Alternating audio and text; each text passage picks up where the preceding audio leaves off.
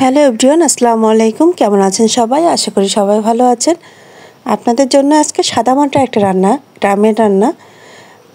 পুকুরের আশপাশে গ্রামের বা যে কোনো জায়গায় এই শাকগুলো হয়ে থাকে। পিপলি শাক বলি আমরা, একটু তেতো স্বাদের এই শাকটা, কিন্তু খেতে আমার কাছে ভালোই লাগে। একটা বয়স পরে, ছোটোবেলায় অনেকেই পছন্দ করতো না বা আমিও করতাম না, করে না, কারণ একটু তেতো শাকটা তো। কিন্তু একটু বয়স হলে তখন এই শাকটাই অনেক সময় ফেভারিট, বা অনেক সময় খেতে ক্রেভিং করে যে একটু অন্য স্বাদের কিছু খাই, এরকম একটা। এই শাকটার ফ্লেভারটা আমার কাছে খুব ভালো লাগে। অনেকের কাছেই ভালো লাগে, আবার অনেকের কাছে আবার খারাপও লাগতে পারে। এক একজনের চাহিদা বা এক একজনেরই। একদম বিনা সারে বিনা এসে আমাদের পুকুর পাড়েই হয়েছে এগুলো সবসময় লাগানো থাকে। লাগানোতে বর্ষার সময় বেশি ভালো হয়। বর্ষার সিজনে একেবারে তরতাজা শাকগুলো দেখে মনে চাইলো একটু খাই, কারণ আমাদের বাড়িতে শুধু আমিই পছন্দ করি এবং আমার কাছে খুবই পছন্দের এই শাকটা।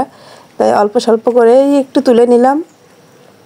আর এটা যদি জ্যান্ত মাছ, বা এটাই বেশিরভাগ গ্রামের মানুষরা, মানে যে মাছটা একটু মরে যায় বা ফ্রিজে পুরাতন যে মাছটা, সেই মাছটা দিয়ে রান্না করলে একদম কোনো গন্ধ থাকে না এবং খাবারটাও খেতেও ভালো লাগে। মানে ফ্রিজের ওই মাছটা যখন নষ্ট হয়ে যায়, তখন এই শাকটা দিয়ে খেলে শাকটা কিন্তু মানে ওই যে গন্ধটা বা ওইটা চুষে নেয়, আর কোনো গন্ধ থাকে না, খাবারের স্বাদ বাড়িয়ে দেয়। এই জন্যই বেশিরভাগ সময় অনেকে ব্যবহার করে। আমি যদিও টাটকা মাছ দিয়ে রান্না করেছি, একদম ডিমওয়ালা ট্যাংরা মাছ দিয়ে।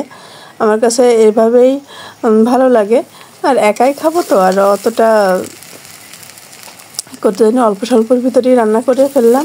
আমি এখানে পেঁয়াজ কাঁচামরিচ, এটা রান্নার জন্য খুবই কম মশলা লাগে, একটু তেল আর পেঁয়াজটা বেশি লাগে। আর ঝালটালও কম দিতে হয়, কারণ এর একটা ঝাঁজ আছে এই শাকটার।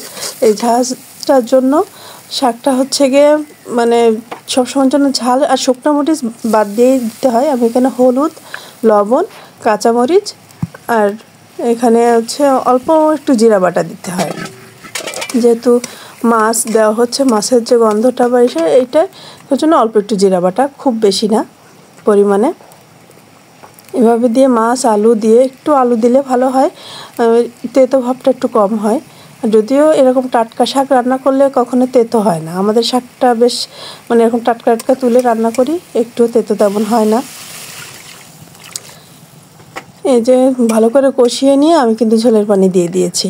খুবই সহজ রান্না, কিন্তু মাঝে মাঝে এই ধরনের শাক পাতা খাইলে মুখের রুচি এইটা ভালো আসে, ভালো লাগে। মানে ফ্রেশনেস সব কিছুতে আমার কাছে তো ভালো লাগে, অনেকের কাছে ভালো লাগতেই পারে।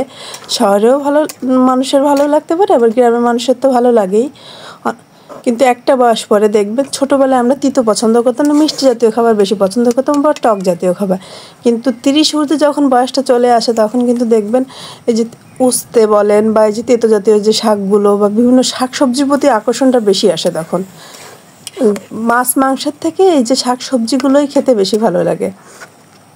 এই যে টাটকা শাক রান্না করতে কিন্তু অনেক বেশি সময় লাগে না বেশ। আর এই শাকটা কিন্তু কখনোই ঢেকে রান্না করা যাবে না, ঢেকে রান্না করলে তিতো ভাবটা বেশি থাকে। আর এই যে আমার শাকটা রান্না হয়ে গেছে, একদম মাখো মাখো করে এভাবে রান্না করে নামিয়ে নিয়েছি।